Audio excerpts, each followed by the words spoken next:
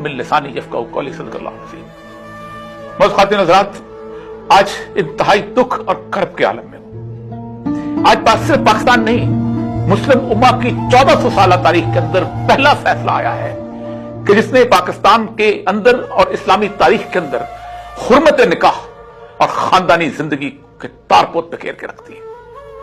انسانی تاریخ تو شاید ایسے واقعات ہوں، لیکن مسلمانوں کی تاریخ کے اندر خاندان کی عزت اچھالنا اور گھروں میں جھانکنا اور لوگوں کو ذلیل و رسوا کرنا صرف اس بنیاد کے اوپر کہ وہ دونوں میاں بیوی ہیں، آج تک اس کا کوئی تصور نہیں پایا جاتا۔ بدترین مغربی معاشرے کے اندر بھی اگر کوئی شخص شادی کر لیتا ہے تو اس کی پہلے کی زندگی جو ہے اس کو لوگ فراموش کر لیا کرتے ہیں، اسکینڈلائز نہیں کیا کرتے۔ پاکستان کی سیاست اور اس کے اندر ان تمام مذہبی سیاست کے ساتھ یہ المیہ واقعہ ہو چکا ہے کہ گزشتہ تقریباً 2 سال کے اندر ایک شادی شدہ جوڑے کی ذاتی زندگی کو بازار کے اندر اچھالا گیا۔ آپ حیران ہوں گے کہ وہ شادی شدہ جوڑا معاشرے کے اندر جو رسول اللہ صلی اللہ علیہ وسلم کہ نکاح کرو، اس کا اعلان کرو، اس کے مصداق کے اوپر کھڑا ہے۔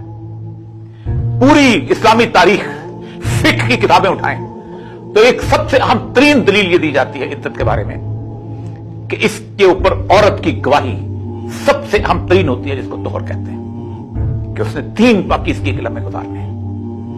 ان تمام علماء کرام کہ سب سے بڑے اس وقت مفتی اعظم مفتی تقی عثمانی نے سپریم کورٹ کے اندر اس بات پر فیصلہ دے دیا تھا کہ گواہی سکھانا، اور مفتی تقی عثمانی نے خود فیصلہ نہیں دیا تھا، میرے آقا سید الانبیاء صلی اللہ علیہ وسلم نے فیصلہ دیا۔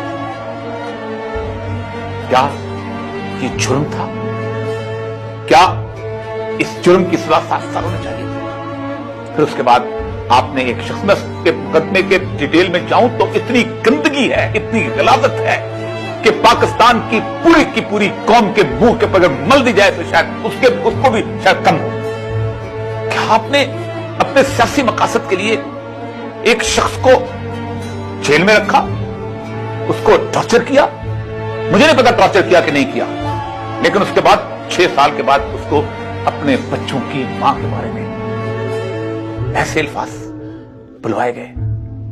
کیا آپ گوارا کرتے ہیں کہ آئندہ آنے والی نسلوں کے اندر تم لوگوں کی مائیں اور تم لوگوں کی بیویاں اور تم لوگوں کی بیٹیوں کے بارے میں ایسے الفاظ بولے جائیں اور ان کے بچے زندگی پر یہ سنتے رہیں؟ مجھے سب سے زیادہ تکلیف اپنے مذہبی طبقے کے ساتھ ہے۔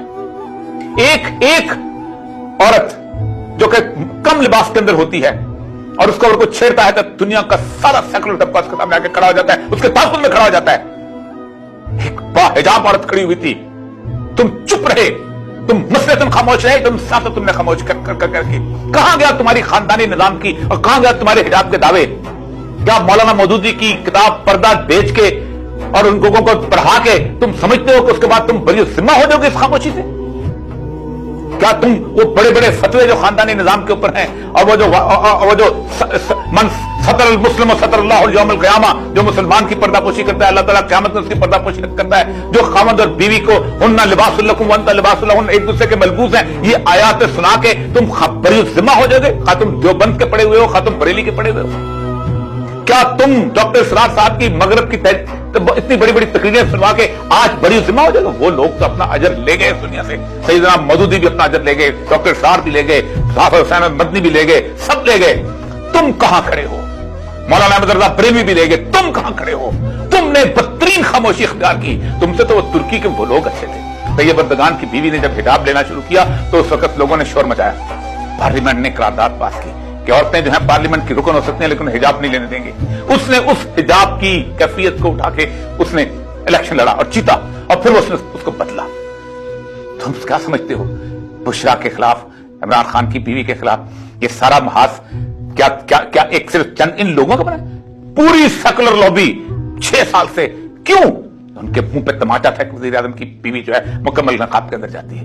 تم نے ذاتی کردار اچھالنے شروع کیے، اس کے خلاف کچھ نہیں ملا تو آپ نے یہ صورتحال پیش کی۔ میں توشہ خانے کے معاملے کے اندر تو بالکل اور معاملہ ہی ایسا ہے کہ جس کے اندر ایک وزیر اعظم کو تحفے ملتے ہیں اور اس کی سزا جو ہے اس کی ساتھ بیوی کو بھی دے دی جاتی ہے، اس کو چھوڑ دیں، دیں توشہ خانے میں دیں اس کو کسی، لیکن تم نے خاندان کے نظام کا مذاق اڑایا اس ملک کے اندر۔ اتنی موٹی موٹی کتابیں لکھتے ہو، اتنے موٹے موٹے سیمینار بناتے ہو خاندانی نظام کے اوپر، इतने मोटी मोटी इस औरत की इज्जत के ऊपर हया मार्च करते हो, और फिर पाकिस्तान के अंदर जितनी भी ह्यूमन राइट्स की तंजीमें हैं, वुमेन राइट्स की तंजीमें क्या है, कहां है? खामोश। इसका मतलब यह है कि तुम सबका कोई असूल नहीं है, तुम सबका कोई खानदान नहीं है, तुम सबके यहां कोई इज्जत और नामूस की हैसियत नहीं है। मैं बहुत तकलीफ में हूं। मैंने 50 साल आप लोगों के साथ गुजारे हैं, मैंने जेलें काटी हैं, मैंने औरत की इज्जत, हुर्मत और वकार के लिए मुद्दतों गुफ्तगू की है, और मैं समझता हूं कि बीवी बेटी अगर वो जेल की भी हो तो काबिल इज्जत है। आप क्या बात करते हैं?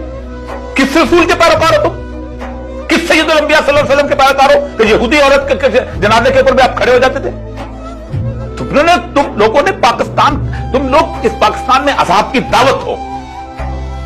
तुम लोगों ने पाकिस्तान के उन लाखों मौलवियों की इज्जत तबाह बर्बाद की है जो पूरे के पूरे पाकिस्तान के अंदर कच्ची मस्जिदों में बैठे हुए हैं, सुबह ठंडे पानी से वजू करते हैं, अजान देते हैं और उसके बाद नमाज पढ़ाते हैं और सूखी रोटी खाते हैं और इस दीन के अलंबरदार हैं। लेकिन तुम चंद लोग जिन्होंने इस पूरे के पूरे सिस्टम को चरकमाल बना के रखा हुआ, तुम क्यों खामोश हो? इसलिए कि तुम समझते हो कि तुम इलेक्शन जीत के तुम इस मुल्क के अंदर तब्दीली लेके, तुम कहां तब्दीली ला सकते हो? हमारे बस में हो तो तुम अपने मुखालिफ की, हर शख्स की, औरत का इसी तरह मजाक उड़ाओ, इसी तरह उसके साथ करो। कौन सी किस जुर्म में 7 साल सजा दी? तुम्हें नहीं पता कि फिक्र के अंदर यही चीज है कि अगर इद्दत के दौरान अगर गलती से शादी हो जाती है तो उसका दोबारा निकाह पढ़ दिया जाता है? किसी ने बोला? कोई बोला कि इस मुल्क के सवाल के ऊपर मुहर है? और याद रखो, एक बात बहुत तय है कि अल्लाह ताला का एक उसूल है कि जब माशरे में इस तरह की बदी फैल दे तो पूरी की पूरी नस्ल को बदल कर देता है और उसके यहां दूसरी नस्ल बात कर देता है, और वो नस्ल आ चुकी है। उस नस्ल के यहां परचम और है, वो नस्ल जो है वो अल्लाह उसके रसूल को वाकई मानती है। इसीलिए वो समझती है कि तुम लोगों ने अब जो जुम्बा और दस्तार पहन रखे हुए हैं, तुम लोगों ने जो ह्यूमन राइट एक्टिविज्म का लिबादा पहन रखा हुआ है, तुम लोग जो औरत की इज्जत और उस्मत की बातें करते हो, कोई सेकुलरिज्म के नाम पे करता है, कोई मजहब के नाम पे करता है, तुम लोग बुनियादी तौर पर ना मजहब को मानते हो और ना तुम सेकुलर लिबरल वैल्यूज